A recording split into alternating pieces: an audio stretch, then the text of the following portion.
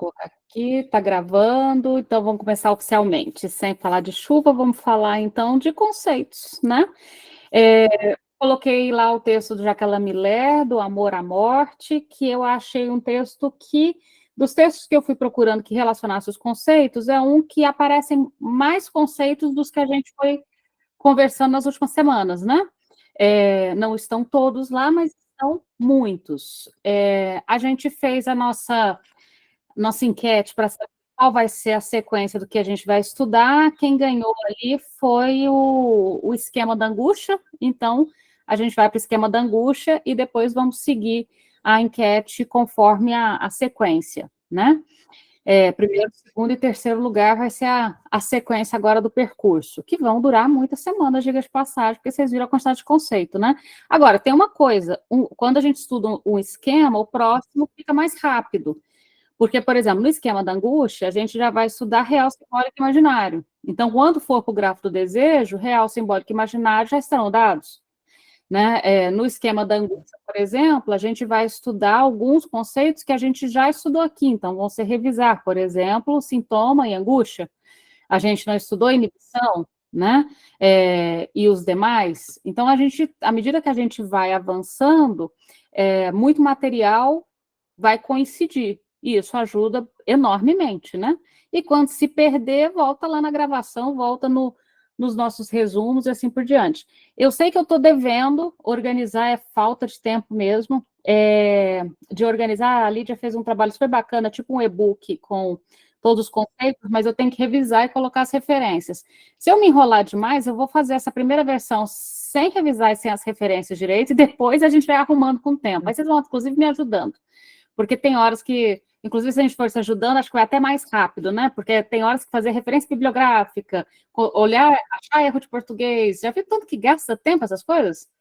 Então, se eu for tentando fazer, ficar tudo certinho, certinho, vou demorar 200 mil anos. Então, vocês vão aceitar uma primeira versão com erro e a gente vai melhorando coletivamente. A gente vai trabalhando junto e arrumando até ficar bem legal o nosso e-book aí de conceitos, né, fundamentais. Essa organização de material gratuita, né, que a gente está fazendo para acompanhar essas nossas discussões. Bom, vamos então para a nossa conversa inicial. Então, o texto do Amor à Morte, vocês vão se lembrar que até eu postei lá no Instagram, e vou até começar lá da postagem que eu coloquei hoje, sobre uma certa descrição que eu tentei fazer em 2.000 caracteres, né, sobre esse percurso do texto. Eu achei que ficou legal, então vou até começar dali, e aí a gente volta para aquele resumo que eu mandei lá no grupo também. Veja, lá no Instagram eu comecei falando sobre essa questão de que, e a gente já conversou sobre isso várias vezes, né? Como é que começa a nossa vida? A nossa vida começa numa libra de carne. E uma libra de carne tem condições de viver sozinho? Não. Uma libra de carne é um serzinho completamente insuficiente, completamente frágil, completamente vulnerável, completamente dependente. E aí a gente tem, então, os nossos dois primeiros conceitos. A libra de carne tem muitas necessidades, necessidade é um conceito, e essas necessidades extremas lhe fazem muito dependente, nosso segundo conceito. Entretanto, essa dependência da libra de carne não é recíproca. A libra de carne depende de que alguém cuide dela, mas quem cuida não depende da libra de carne. Ou seja, não é uma relação absolutamente justa, concordam? Ou seja, a libra de carne depende toda a sua existência dessa pessoa que cuida. Mas essa pessoa que cuida, ela oferece um certo tanto para este cuidado, mas ela tem outras coisas e outros interesses para além da libra de carne. Ainda bem, diga de passagem, tá? Não é uma crítica. Não é para ninguém tentar fazer uma relação equivalente com a libra de carne. Ou seja, já pensou a mãe que vira carne junto com a carne que nasceu? Isso não é bom.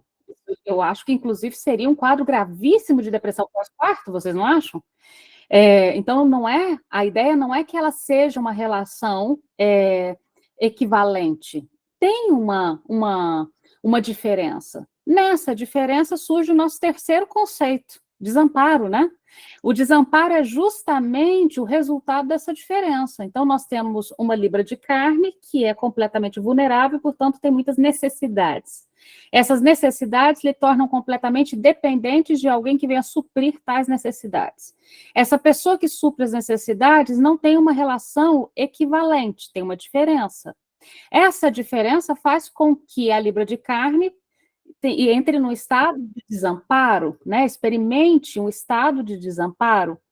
Esse estado de desamparo, a gente vai dizer, inclusive, que inaugura um outro conceito, amor.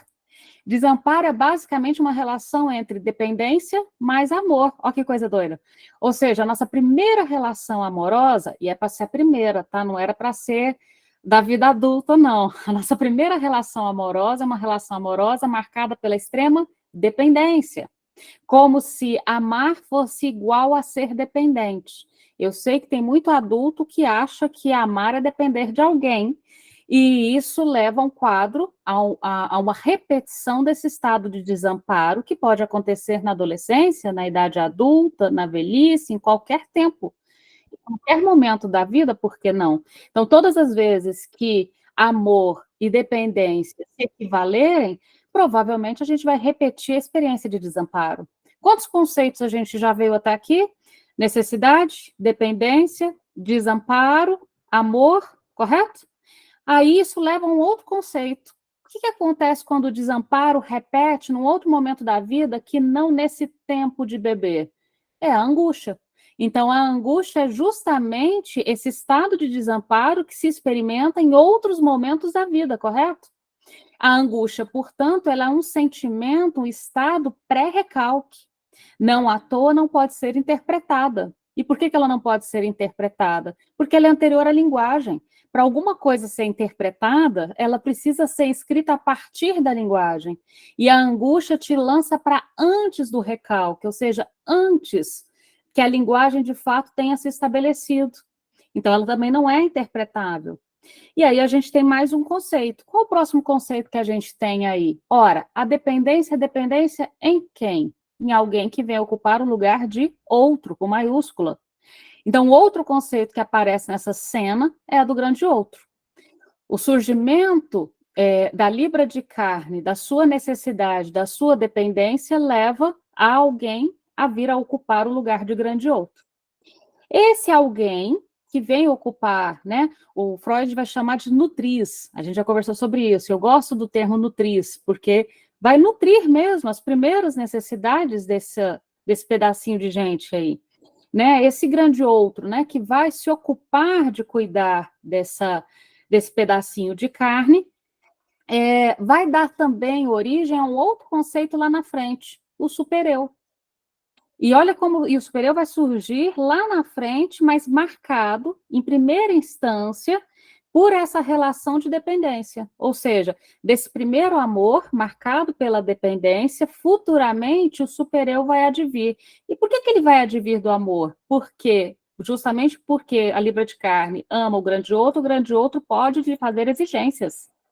E essas exigências que o grande outro lhe faz, vocês vão me desculpar o barulho, tá? Essas exigências que o grande outro lhe faz vão ser exigências que vão ser internalizadas, assimiladas. E como vão ser internalizadas, assimiladas, vão ocupar até o nosso pensamento. Ou seja, você consegue escapar do supereu? Você não escapa do supereu. Ele te invade de qualquer modo. Eu vou colocar um fone de ouvido. Só um minuto, deixa eu pegar o fone de ouvido grande, porque ele é melhor. 2 segundos.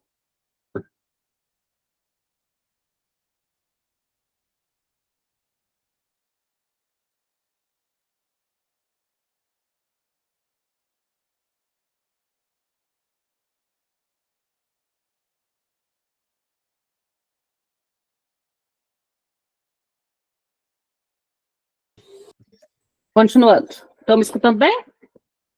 Eu controlo um pouco o barulho aqui. Bom, então veja, o supereu, ele vai vir justamente do fato de que, como nós temos uma enorme dependência do grande outro, o grande outro pode, portanto, fazer exigências.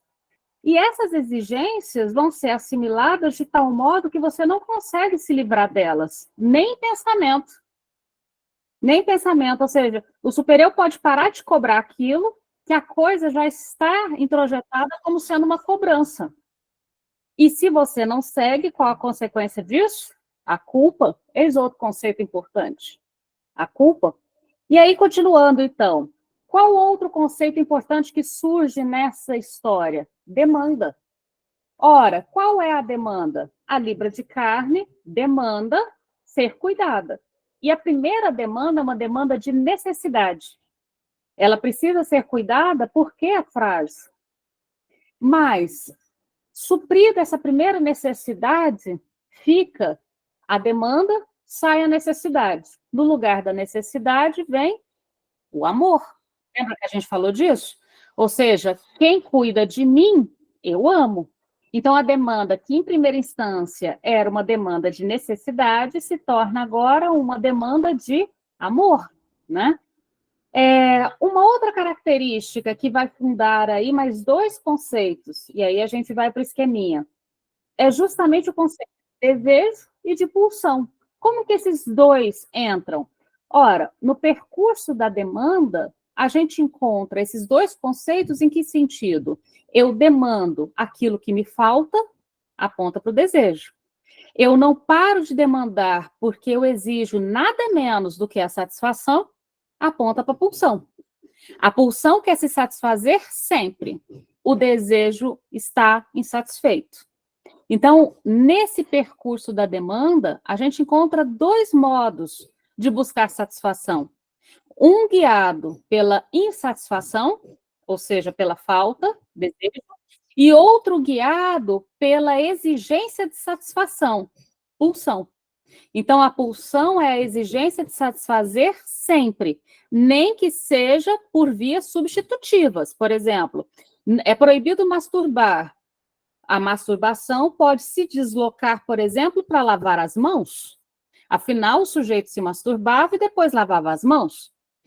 Na proibição de se masturbar, ele lava as mãos toda vez que tiver vontade de se masturbar. Temos aí, por exemplo, o início, o prelúdio de um toque, lavar as mãos para não se masturbar. Mas, no final das contas, não houve exatamente uma suspensão daquilo que se exigia. Houve um deslocamento para uma outra possibilidade de lidar com aquilo que exige uma satisfação constante. Vamos voltar em outros exemplos para ficar mais fácil. Bom, e finalmente, para a gente fechar esse percurso e poder aprofundar em cada um, a gente tem o supereu. Ora, o que o supereu exige? Ele exige, basicamente, a renúncia das pulsões. Ele, basicamente, exige a renúncia das pulsões, né? E nas renúncias da pulsão, das pulsões, ao renunciar à pulsão, de fato a pulsão cessa de exigir? Não, a pulsão nunca cessa. Isso significa que o sujeito ele pode, inclusive, a repetição ir para a renúncia. Já parou para pensar que a pulsão pode se satisfazer na renúncia? Não é interessante essa ideia? Pensem aí a satisfação se satisfazendo na renúncia. Ninguém renuncia tanto quanto eu. Né? Ninguém renuncia de um modo mais radical do que eu. A renúncia pode ser um modo de satisfação da pulsão. A renúncia tem uma via muito parecida com a repetição. Vamos brincar um pouquinho com isso, então. Bom, inclusive, por exemplo, a renúncia, né? Quanto mais severa for a renúncia, né? Quanto mais severa for a renúncia diante das pulsões, né? Ao longo da vida, esse sujeito ele vai se tornar extremamente exigente. E essas exigências vão aparecer de que forma? Por exemplo, na forma de castigo. Se eu fizer tal coisa, eu vou ter que fazer tal coisa. Se eu fizer isso errado, alguém vai me castigar. Se minha vida der errado, é porque eu fiz alguma coisa de errado. Está dando tudo errado porque eu fiz aquilo que eu não devia ter feito. Já viram superstições? Por exemplo, até as superstições vão aparecer dessa exigência. Bom, tendo feito esse percurso está lá no Instagram, inclusive. Vamos tentar, então, agora conversar. Deixa eu abrir aqui esse. Vamos conversar aqui agora um pouquinho sobre o texto, mais detalhadamente. Eu mandei para vocês um esqueminha do texto, porque como a gente só tem 1 hora para falar, essa é a nossa brincadeira aqui, né, da nossa função da pressa, né? Como a gente tem essa coisa, a função da pressa, dar conta de um tema num período curto, eu já montei aqui um esquema para recuperar, mas a gente poderia perfeitamente ter feito esse esquema juntos, ou seja, ir lendo o texto, se fosse um grupo de estudo, a gente poderia ter ido lendo o texto e marcando as partes que se relacionam. Fiz isso e já trouxe por causa do nosso tempo. Então, veja, relacionando os conceitos, vamos começar com 5 conceitos: dependência, desamparo, amor, narcisismo e supereu. Dependência, ponto de partida da nossa vida, certo? Eu poderia ter colocado, inclusive, antes de dependência, necessidade, correto? Se eu quisesse colocar 6 conceitos aqui, eu poderia ter começado com necessidade, né? A necessidade faz com que o ponto de partida da minha vida seja a dependência. Isso significa que é da dependência que vai vir o modelo das minhas relações pessoais. E olha que perigo. Isso significa que uma relação madura, ou seja, que não repete o formato infantil, precisa avançar para uma independência. Eita, Lelê. E isso, basicamente, é a clínica com crianças. Quem atende crianças sabe da dificuldade que é o percurso nos tempos do sujeito para uma independência. O que é independência? A criança já pode comer sozinha com 1 ano e 6, 7 meses, e tem alguém lhe dando comida na boca.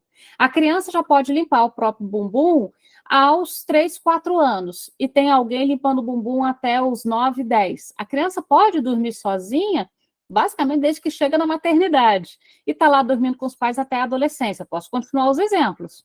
Mas, ou seja, o percurso é um percurso para romper com esse modelo inicial das nossas relações pessoais, marcadas pela extrema dependência, para um percurso que caminhe para uma independência, as relações pessoais marcadas por uma outra possibilidade que não a dependência.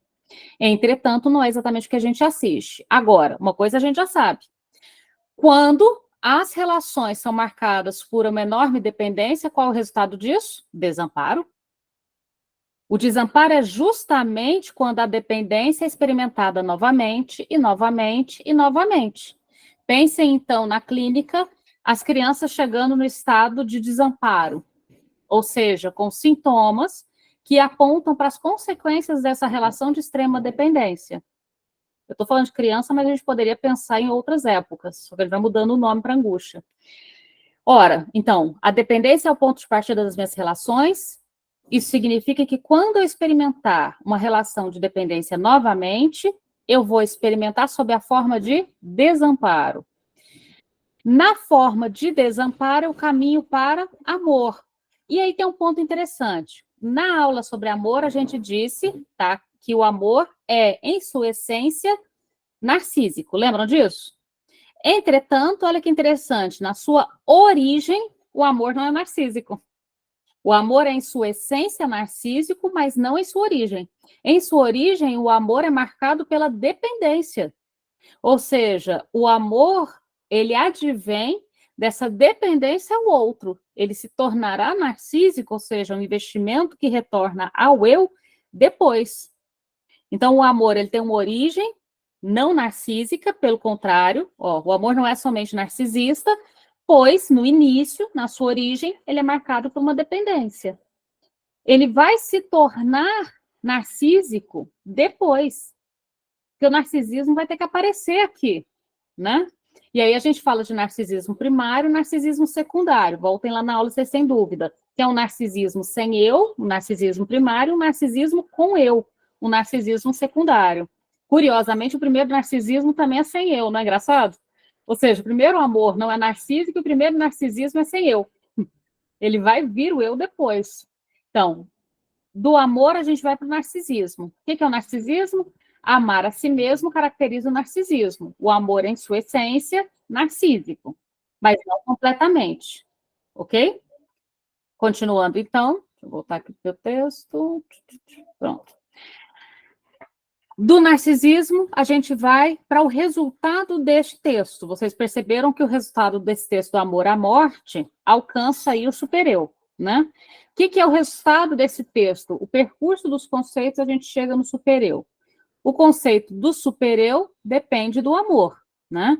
Afinal, sem o amor, essas exigências que viriam não teria nenhum impacto. Tem impacto porque vem de quem eu amo, entende? Tem impacto porque vem de alguém que ocupa um lugar privilegiado para mim. Já volto à sua pergunta, Daniela. Então, o conceito de supereu depende do amor. Então, a origem do supereu não está na natureza, né? Mas na dependência primária do sujeito, lugar onde este experimenta também o desamparo. Então, o supereu tem a sua origem na dependência, por isso que o ponto de partida aqui é dependência, poderia ter sido necessidade, porque todos os conceitos vêm dessa primeira relação de dependência. E para onde que vão isso depois?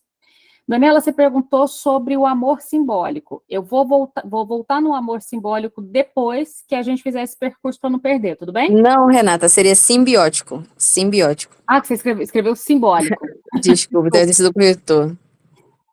O amor simbiótico, você fala fusional. Pelo que eu entendi, ele é necessário no início da vida, né, quando o bebê nasce, mas ainda não achei, né, muitos conteúdos para falar sobre isso até a vida adulta.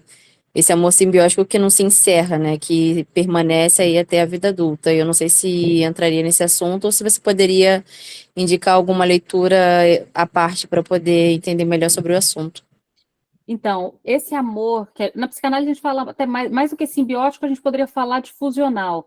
Ele tem a ver com as questões da estrutura, ou seja, ele vai ser, lá na origem, extremamente necessário, marcado, inclusive, por um conceito maravilhoso que chama loucura necessária das mães, ou seja, as mães são loucas, mas é necessário que elas sejam na origem, que significa adivinhar o bebê. Uma vez que o bebê não pode falar, é necessário que ele seja dito por um terceiro. Entretanto, é necessário que ela saia desse lugar em algum momento para que essa libra de carne advenha como sujeito. Nessa relação fusional, não cabem dois. Percebam que para haver a fusão, eu tenho que matar um, né? Não tem fusão em que dois permaneçam vivos. Na fusão, um sujeito desaparece. O desaparecimento do sujeito é uma das características, é uma das enunciações para falar do quadro de psicose, que a gente não vai entrar agora aqui. Mas a gente volta nisso quando a gente falar das estruturas, tudo bem, Dani? Sim, obrigada. Agora, vamos lá então.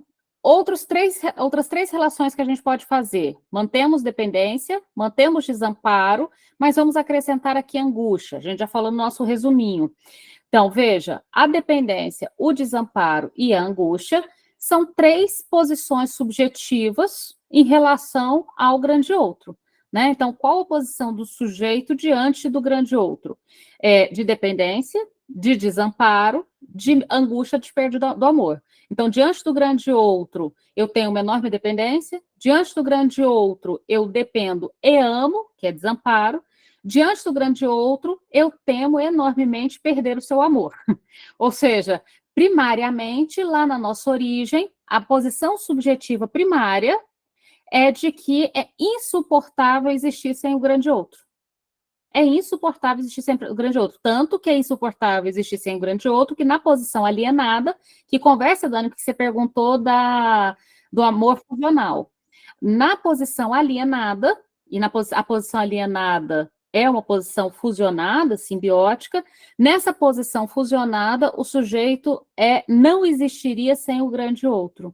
Isso significa que ele diz sim para tudo que o grande outro propõe. Essa é a definição da alienação. O que é alienação? Dizer sim para tudo que o grande outro propõe. Da separação é dizer não, né? É poder dizer aquilo que você só dizia sim, você pode dizer sim ou não na separação. Para fechar aqui, e aí eu passo para vocês ir lá. A angústia, né? Então, o que é a angústia da perda do amor? A angústia da perda do amor se dá como resultado da dependência e do desamparo, né? Então, a soma da dependência mais desamparo é experimentada ao longo da vida da angústia da perda do amor. Então, todas as vezes que eu me deparo com o dado, com o fato de que eu posso perder o amor do grande outro, isso retorna na forma de uma enorme angústia, de uma insuportável angústia.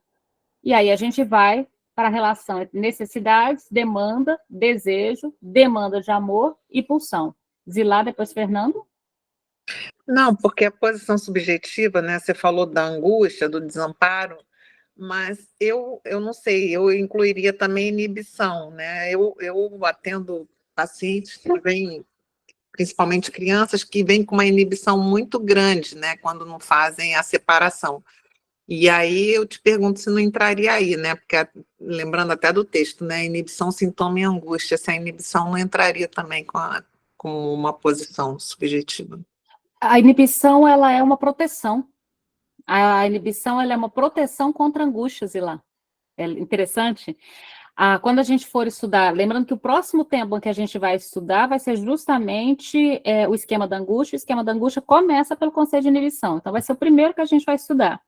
A inibição, ela é uma proteção contra a angústia.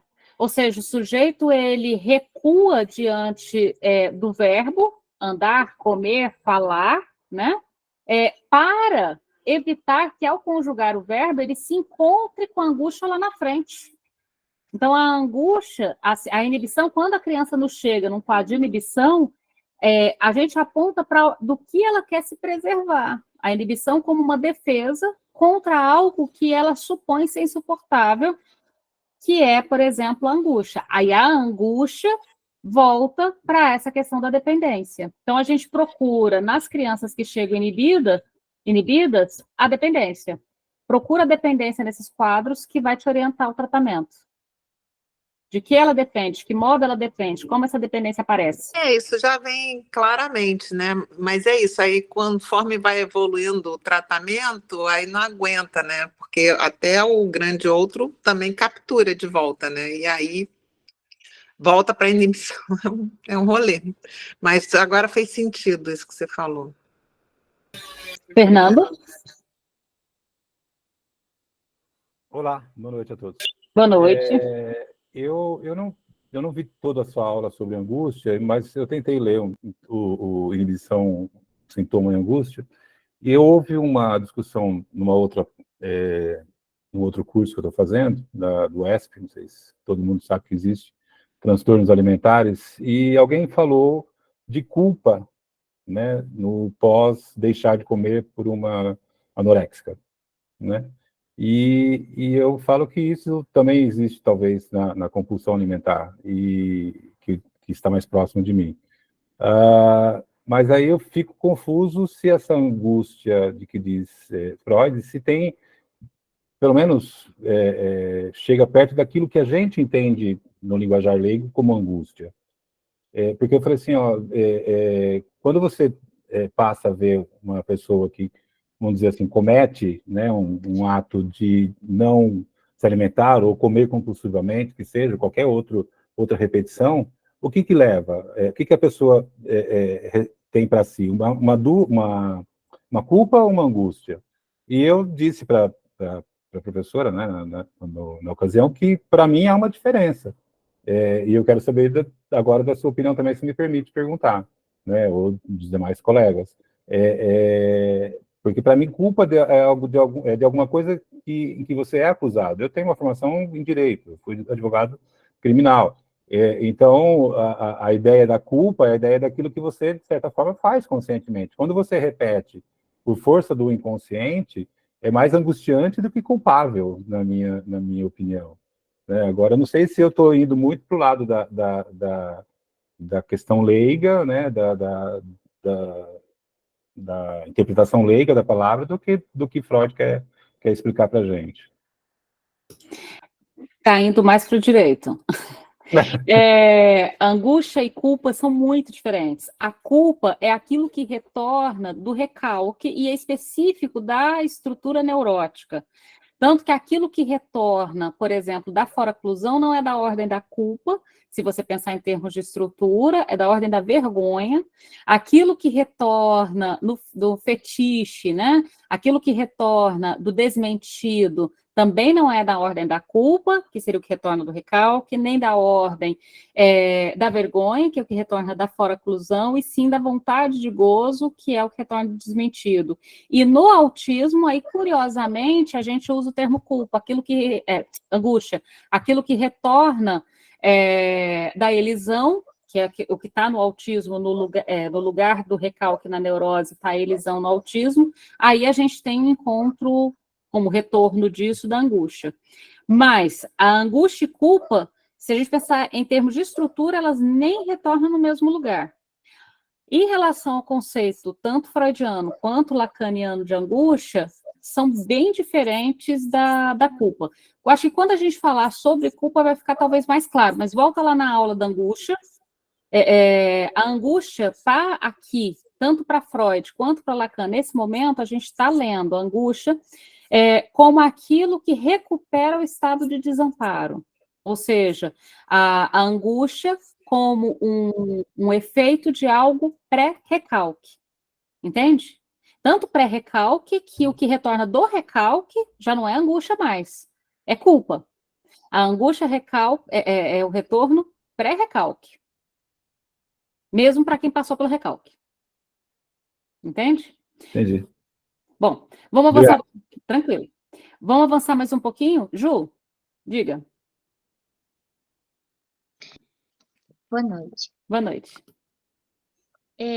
Existem situações que podem desorganizar o sujeito e ele se ver, se perceber ou não se perceber, mas enfim, a gente perceber que ele está num processo de desamparo.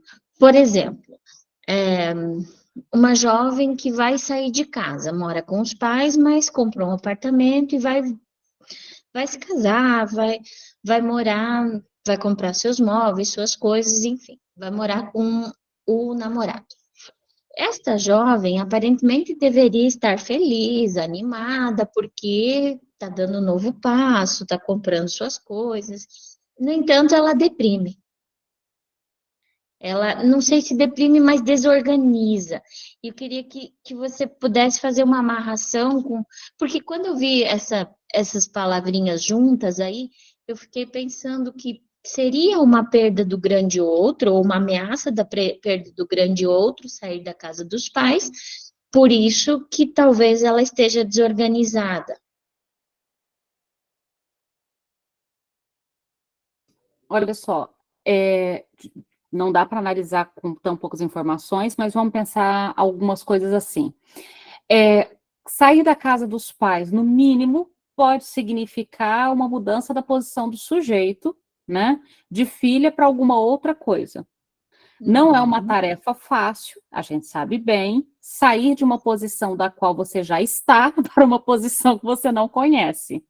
Inclusive, parece que tem sido cada vez mais difícil. Vou até abrir um parênteses que eu acho muito curioso, estava até conversando sobre isso na turma do ESP final de semana passado, que eu achei muito curioso, é que assim, estava olhando sobre, por exemplo, mercado imobiliário. Antigamente, há 20 anos atrás, início dos anos 2000, apartamentos e casas eram construídos tendo uma suíte principal e quartos para crianças, digamos assim, com um banheiro compartilhado. Hoje, o mercado imobiliário tem ido numa outra direção. Por exemplo, uma suíte para cada pessoa. As casas têm sido construídas, os apartamentos têm sido construídos com 2 suítes, 3 suítes, 4 suítes, tem um quarto, tem que ter uma suíte.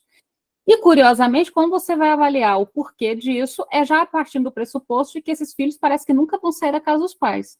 Então, se antes você tinha a suíte do casal e o quarto das crianças, porque supunha que quando eles deixassem de ser crianças, eles vazariam para os seus próprios espaços, o quarto das crianças não é mais quarto de criança. É uma preparação para várias suítes, né?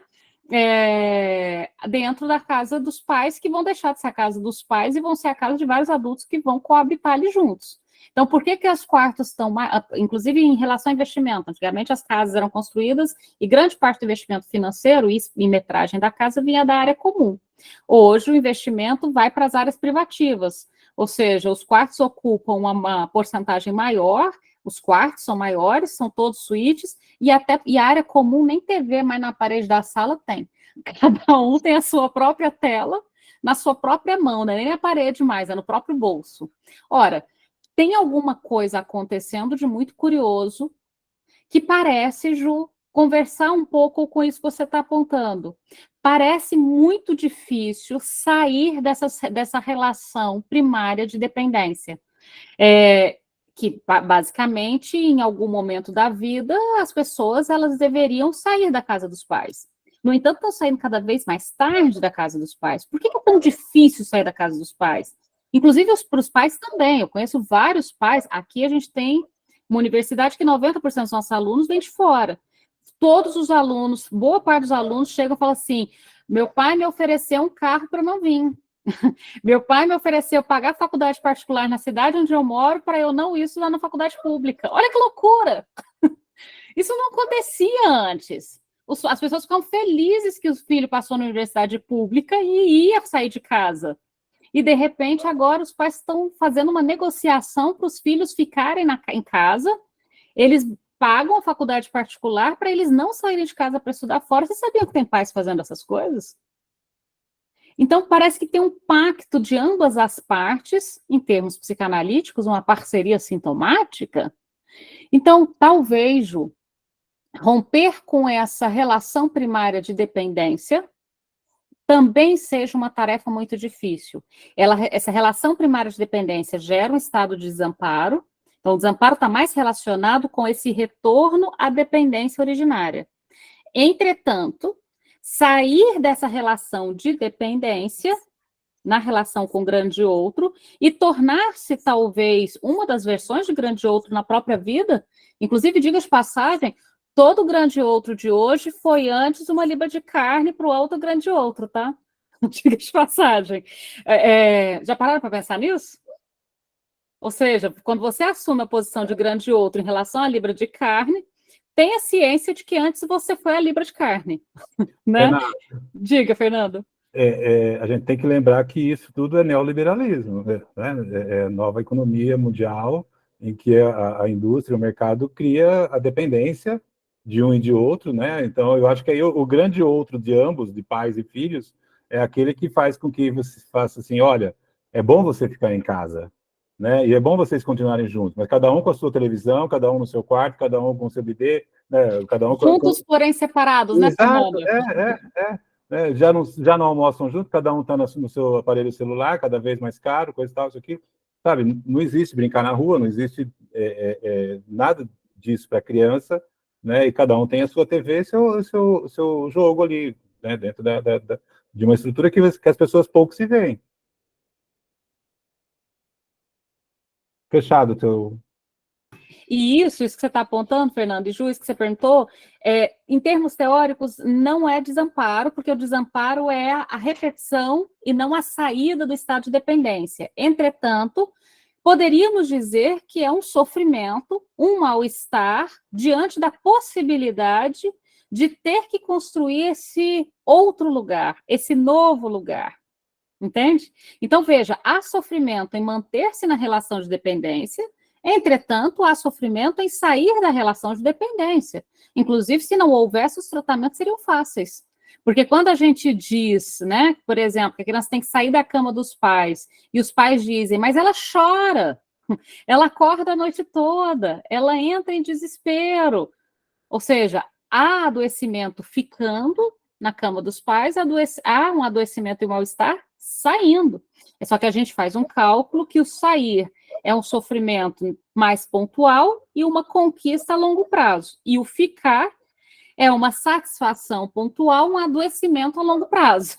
Então, por fazer esse cálculo, a gente propõe um mal-estar no lugar de outro mal-estar. Agora, não é docinho de coco, né? Não é parque de diversões, como diz a Luana Piovani, né? A análise é tabefe, não é parque de diversões esse negócio. É o que... A gente poderia, Renata, oi pessoal, considerar no apaixonamento essa sensação, quando cai o apaixonamento, né? Porque tem data de validade, todo mundo sabe. Essa sensação, então, de desamparo, certo? Eu acho que se o apaixonamento não cair antes das pessoas se matarem, Aí ele só dura... Aí o bagulho fica louco. Aí o bagulho fica louco. Mas, sim, tem algo do apaixonamento que aponta nessa direção. Mas a gente vai voltar no apaixonamento depois. Vou passar para o Ribamar e vamos voltar aqui para a necessidade de demanda, senão a gente não avança. Ribamar? Oi, boa noite para todos. Professora, eu só queria tirar uma dúvida, assim, parece que aponta um pouco, assim, para a história de sair do ninho dos pais e tal, e ficar triste depois. Parece, assim, que aponta para o luto. Não, você não está indo longe, não. É interessante essa questão do luto, da melancolia, da perda. Lembrando que o luto, ele é necessário. O luto também não é uma coisa ruim. Nenhum desses afetos, desses efeitos, dessas experiências, elas são necessariamente boas ou ruins. Elas simplesmente são características humanas da nossa existência. Né? E a questão é como que a gente vai lidar com elas sem agravar ou impossibilitar a existência. O luto é uma delas. Mas sim, toda vez que alguém perde alguma coisa, essa perda tem que ser processada de algum modo. O nome disso é luto, né, Ribamar? Mas a gente vai voltar em luto depois. Então vamos lá. Para a gente terminar os conceitos de hoje, porque se a gente colocar mais conceitos, a gente vai ficar lelezinho aqui. Então, para os conceitos de hoje, porque você já viu vocês puxando para paixão, puxando para luta, e vocês veem que tem, assim, 200 mil conceitos mesmo, né? Mas nos conceitos de hoje que a gente se propôs. Então, outra articulação que a gente pode fazer a partir do texto, necessidade, demanda de necessidade, ou seja, demanda a partir da necessidade, desejo, demanda de amor, que poderia ser demanda de desejo, assim como demanda de necessidade, entende? Se a gente fosse brincar com o que vem antes. E, finalmente, pulsão. Então, veja, todos esses conceitos têm uma estrutura de ficção. O que significa e tem uma estrutura de ficção porque o inconsciente é estruturado como linguagem, tá, gente? Então, quando você produz uma vida, você produz uma ficção. Viver, no final das contas, é uma ficção, é uma escrita. Tanto é uma ficção, é uma escrita que você pode chegar na análise e contar algo dessa história e modificar essa história. Se você não pudesse modificar, você pode modificar algo dessa história. Surgem elementos que você mesmo questiona se eles existiram ou não existiram, e para a gente não ficar nessa coisa existiu ou não existiu e não dar uma de detetive, o Freud, inclusive, nos deu uma saída para isso, que é o conceito de realidade psíquica, né? Ou seja, não se trata da realidade factual, não se trata de fazer uma investigação policial, mas a realidade daquilo que é dito.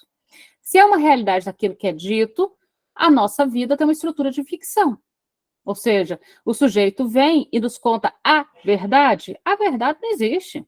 O sujeito nos conta a realidade psíquica, ou seja, nos conta essa ficção que ele chama de vida. Isso é maravilhoso. Inclusive, para entender isso melhor, sugiro pela milésima vez o livro da Eliane Brum, Meus Desacontecimentos. Ela fala de um modo brilhante sobre essa coisa de como que cada um inventa uma vida para conseguir se sustentar nela. Então, os conceitos todos, necessidade, demanda, desejo, pulsão, são conceitos que têm uma estrutura de ficção e querem captar algo da experiência. Essa experiência, inclusive, se liga, como a gente acabou de dizer, à própria experiência da análise. Ou seja, na experiência analítica, temos a noção de que algo que impulsiona e podemos ordenar diversos estágios desse impulso no sujeito. Então, de que modo que o sujeito organiza e fala sobre a sua vida. Mas vamos para os conceitos. Necessidade, a gente já falou dele. Agora, demanda de necessidade. Isso é legal, olha. A demanda de necessidade é uma demanda para um outro que tem. E a demanda de amor é uma demanda para um outro que não tem. Qual a diferença dessa primeira demanda, apostar num outro que tem, e dessa segunda demanda, apostar num outro que não tem? Ora, aposta-se nesse momento num outro que tem, porque está numa posição alienada ao outro. O que é uma posição alienada? O outro é tudo que existe no mundo e tem tudo que existe no mundo, inclusive a minha própria sobrevivência. Deu para entender a lógica? Ou seja, a demanda da necessidade é uma demanda que demanda ao outro o que tem de necessário para satisfazer a necessidade, ou seja, sobrevivência. Logo, é uma demanda para o outro que tem. O outro tem a chave para a minha existência. O outro tem as condições para a minha subsistência. O outro tem aquilo que eu preciso para me nutrir. Então, há uma dependência no nível de um grande outro que tem o necessário para satisfazer a necessidade. Por isso, então, a primeira demanda é para um grande outro que tem. Mas ele só tem no campo da alienação. Guardem esses conceitos. Alienação e separação são muito importantes, vão voltar 10 mil vezes. A gente já não aprofundou sobre eles. Ora, mas à medida que a necessidade é suprida, a demanda não cessa. Se a demanda não cessa, ela passa a se articular na forma de desejo. O que é o desejo? Fica entre essas duas demandas. Entre a necessidade e o amor, fica o desejo. Não é porque o outro me deu o que eu precisava no campo da necessidade que eu não preciso de mais nada do outro. Deu para entender a lógica? O outro me deu alimento, agora eu quero sugar o mamilo como se fosse bico. O outro trocou a minha fralda, mas agora eu quero que ele me sacode para eu dormir feliz. O outro me deu banho, mas agora eu quero... Deu para entender a lógica? Ou seja, não é porque o outro satisfez a minha necessidade que eu vou deixar ele embora livre, leve e solto. Não, eu preciso que o outro permaneça. Então, uma vez que a demanda da necessidade for suprida, a gente tem a ordem do desejo, que fica entre essas duas demandas. Entre a demanda da necessidade e a demanda do amor, a gente tem o desejo. Agora eu não preciso mais que o outro fique, eu desejo que o outro fique. Eu não preciso mais que o grande outro me dê o seio. Eu quero o seio. Inclusive, um neném precisa ficar 30 minutos no peito da mãe pendurado para se saciar de leite? É óbvio que não. Ele mama em 5 minutos, outros 25 é desejo. Os outros 25 é outra coisa. É óbvio isso. Então, entre a necessidade e o amor vem o desejo. E aí a gente caminha para a demanda de amor. O que é demanda de amor? E aí algumas perguntas... Alô? Oi. Alguém falou alô. E aí algumas pessoas me perguntaram no Instagram sobre o que é dom, né? A definição de dom é aquilo que eu dou sem esperar nada em troca e por detrás de tudo que eu dou tem tudo que me falta. Bonita a definição? Então, veja só. O objeto de dom, o dom é um objeto, tá? O Lacan trata o dom como um objeto. Então, o dom é um objeto que eu dou sem esperar nada em troca. Então, o dom não faz parte de uma troca. Faz parte de uma doação. Tudo bem? Entretanto, por detrás de tudo que eu dou, está tudo que me falta. É uma doação furada. Você doa um objeto sem esperar nada em troca, mas esse objeto que você doou, na verdade, você não o tem. Você doa sem ter. O que é esse doa sem ter? Demanda de amor. Então, o dom do que o outro não tem. Então, aqui se exige o que o outro não tem, que é como se define o amor. O que é o amor? Aquilo que não se tem. Entretanto, eu ofereço a si mesmo.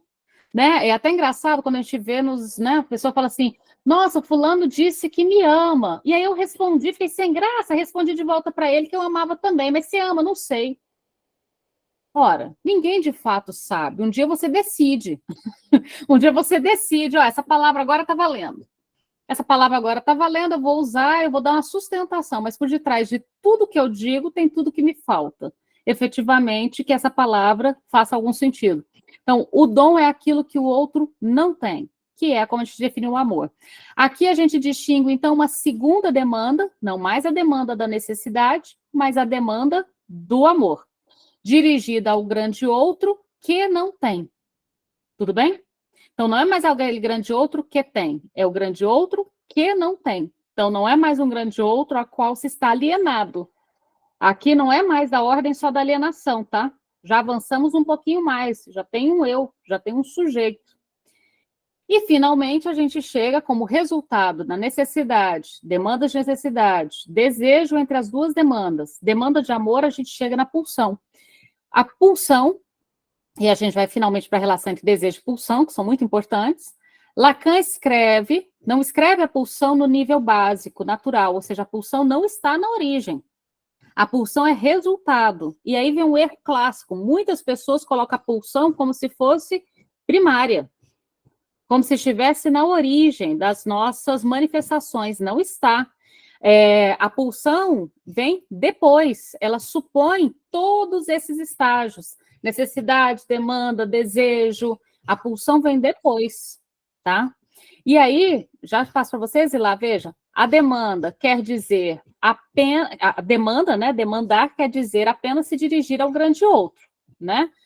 E no vetor da demanda está desejo, que é aquilo que a gente pode interpretar, e pulsão, que não é passível de interpretação. E essa é a nossa tarefa nos próximos 7 minutos. Fazer a diferença entre desejo e pulsão. Passo para vocês ir lá, mas super curtinho, que a gente tem 7 minutos para terminar a relação de desejo e pulsão. Não, só ia perguntar se pulsão para Lacan, então, é diferente da pulsão para o Freud, né?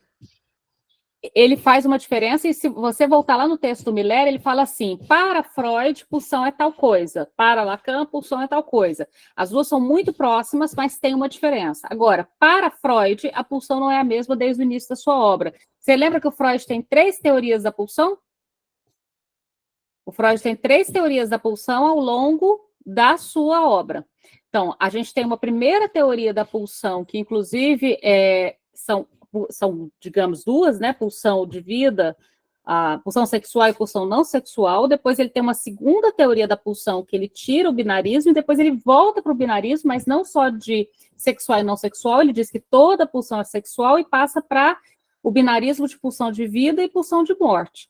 Então, nem em Freud, e lá a gente pode dizer que a pulsão, né, preposição a, artigo definido a, existe. Porque tem 3 teorias da pulsão ao longo da obra do Freud. Mas aí é primária, né? No caso do Freud. A primeira teoria, a pulsão sexual e não sexual. Então, isso que eu ia falar, né? Mas a próxima que ele vai... mas a terceira, pulsão de vida e de morte, já não é. Sim, Entende? mas então, não dá para generalizar só para Lacan, né? Que ela não é primária. Para os Freud, da última teoria, também não é primária. Não sei, então, mas não dá para generalizar que toda pulsão não é primária, é isso que eu estou falando, né? Mas o Freud abandona a primeira teoria da pulsão. Não existe pulsão não sexual para o Freud depois. Ele abandona a ideia de uma pulsão não sexual. Mas e a pulsão sexual, ela não é primária? Para o Freud, ela é consequência. Ela vai se tornar consequência depois. A gente vai falar sobre pulsão. A gente já falou, na verdade, sobre pulsão lá atrás. Vamos voltar lá na aula de pulsão.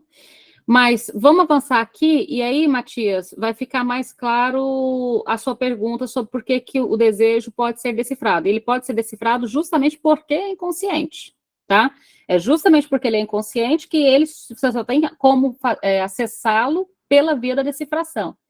Mas lembrando que também não se decifra tudo. Então, vamos lá. Desejo e pulsão.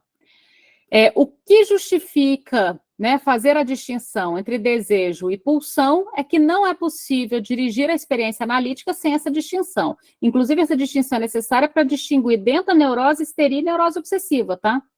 Sem a distinção entre desejo e pulsão, você vai ter dificuldade, inclusive, para distinguir a neurose obsessiva da histeria, até porque o sintoma da neurose obsessiva é um sintoma que aponta para a pulsão, e o sintoma na histeria é um sintoma que aponta para o desejo. Tanto que na histeria a gente tem um desejo sempre insatisfeito, barra um sintoma sempre insatisfeito. E na neurose obsessiva, a gente tem uma pulsão que busca sempre satisfação, um sintoma que se dá pela via da repetição. Lembram disso? Então, o sintoma nas estruturas, dentro da estrutura da neurose, na neurose obsessiva e na histeria, se diferenciam pela diferença entre desejo e pulsão. Então, não tem como dirigir uma clínica sem saber essa distinção. O desejo e a pulsão são 2 momentos da demanda, né? Uma demanda de satisfazer sempre e uma demanda em relação a uma insatisfação que está sempre lá, tudo bem? Então, uma demanda que aponta para insatisfação e uma demanda que aponta para satisfação, mas ambos apontam para a demanda. Então, vamos lá, desejo. Falamos do desejo quando encontramos uma demanda que pode ser interpretada. Do outro lado, a pulsão, uma demanda que não pode ser interpretada. A pulsão é uma forma de demanda, né, que pode ser distinguida na experiência analítica quando não pode ser interpretada, quando não se encontra o que interpretar. Então, a primeira distinção, desejo pode ser interpretado, pulsão não consegue ser interpretada. Segunda característica, desejo. O simples fato da demanda falar dá lugar à interpretação. Essa característica da demanda marcada pelo amor. Então, uma das características da demanda é da ordem do desejo. Ela fala. É uma demanda que fala. Inclusive, a gente supõe ser mais fácil atender pessoas histéricas, porque as pessoas histéricas falam, lembra disso? Ela se queixa, ela reclama. Eu estou aqui por causa disso, insatisfeita com aquilo, larará. Ou seja, é possível interpretar porque é marcada pela fala, né? É possível interpretar porque é marcada justamente pelo amor que demanda pela via da voz, da fala. Por outro lado, no lado da pulsão, a gente tem, e esse é o paradoxo, uma demanda silenciosa. Não é interessante? É uma demanda silenciosa. E aí vocês vão lembrar da dificuldade de atender obsessivos. Por que você está aqui? Não sei. Minha mulher falou para eu vir. Aí a gente tem que perguntar, né? Por que ela acha que você precisa de tratamento? Aí ele fala, ela acha que eu estou bebendo demais. E você acha que está bebendo demais? Não. Vocês lembram disso? Ou seja, você tem aqui uma ideia, esse não sei, essa ideia de uma demanda silenciosa. Veja, o sujeito foi até a sessão. E aí você pergunta, então por que você veio? Porque minha esposa falou que eu tenho um problema, eu devo ter um problema. Você acha que tem um problema? Não, eu não acho que tem um problema. Mas o sujeito segue indo. Ou seja, de algum modo, a ida dele à análise diz silenciosamente que ele tem um problema, embora ele não verbalize para você poder interpretar esse problema. Deu para entender a lógica? Então, veja, a demanda do lado da pulsão é uma demanda paradoxal, no sentido de que ela é uma demanda silenciosa. A pulsão, então, é o paradoxo da demanda, porque é uma demanda que não fala, mas é uma demanda que supõe linguagem. Entende? É uma demanda que não fala, mas é uma demanda que supõe linguagem e obedece todas as regras da língua. Voltando à diferença entre desejo e pulsão. Do lado de cada desejo, falamos de desejo quando encontramos no próprio impulso a defesa contra o desejo. Falamos do desejo quando existe esse rechaço do impulso no próprio impulso.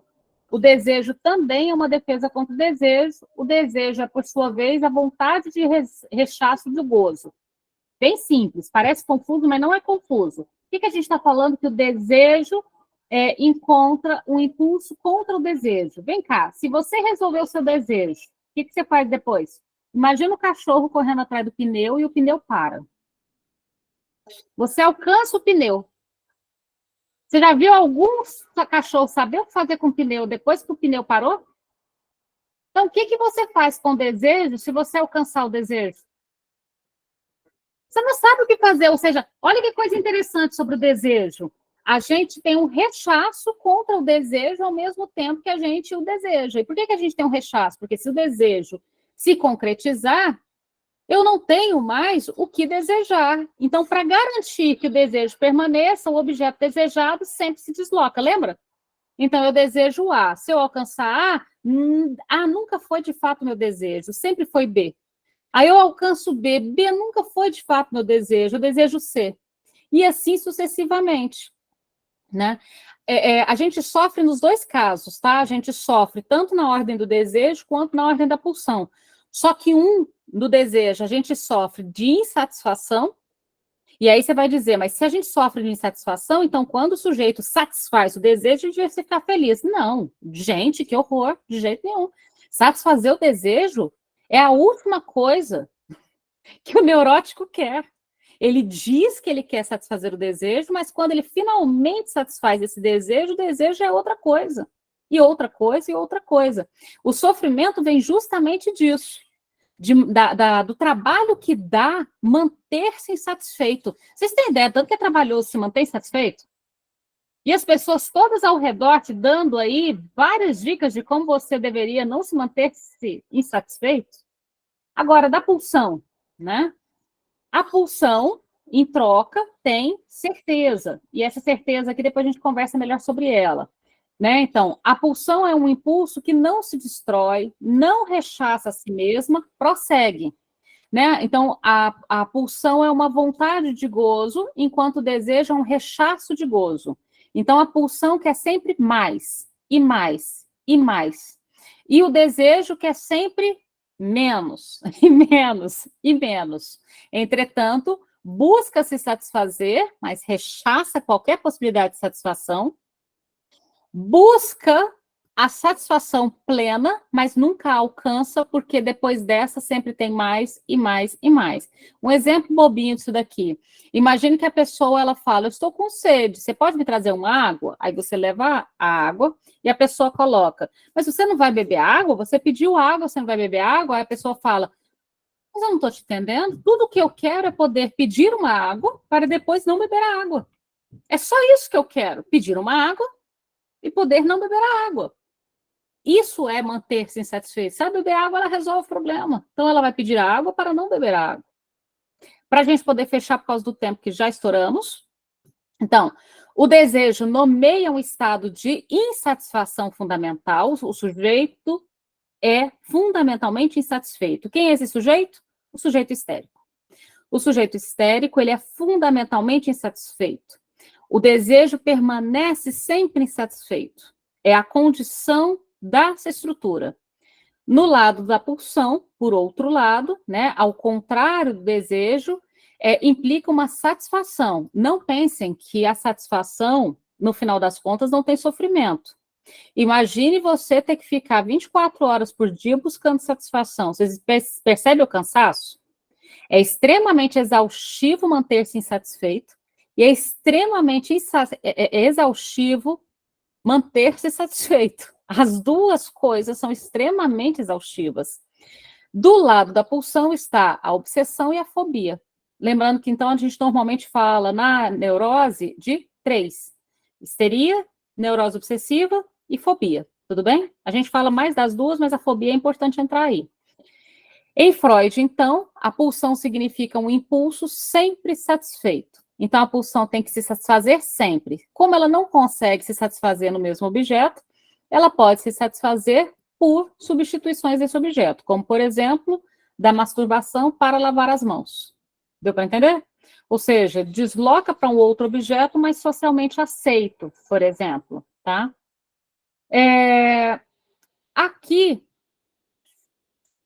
Aqui eu não vou seguir mais adiante, porque não dá tempo. Mas o que entraria aqui? Ficou com um errinho aqui. Ficou faltando um cabeçalho aqui. Porque aqui, na verdade, tem o supereu. Eu vou mandar o documento certo. Não deu tempo dessa última parte aqui sobre a construção do supereu. A gente pode fazer assim, então, da próxima vez. A gente vai falar sobre a construção do supereu e depois a gente avança, então, para o esquema da angústia. Tudo bem? Então, só lembrando, na quarta que vem não tem grupo, porque dia 27, na próxima quarta, tem um lançamento do meu livro em Goiânia. Então, eu vou estar nesse horário no lançamento. Quem estiver em Goiânia, vai lá. Quem estiver no Rio, eu vou estar nessa sexta. Na outra quarta, eu vou estar em Goiânia. Depois, no dia 10, em São Paulo. E depois, no dia 23, em Catalão. Tá certo? Quem puder, então, aparece por lá para falar um oi. E a gente volta, então, na outra quarta. Tá bom? Obrigada, Beijo para todo mundo. Tchau, tchau. Tchau, pessoal. Obrigada. Sucesso com o livro. Obrigada, Renata. Obrigada. Tchau, gente. Boa noite. Boa noite. Boa noite. Tchau.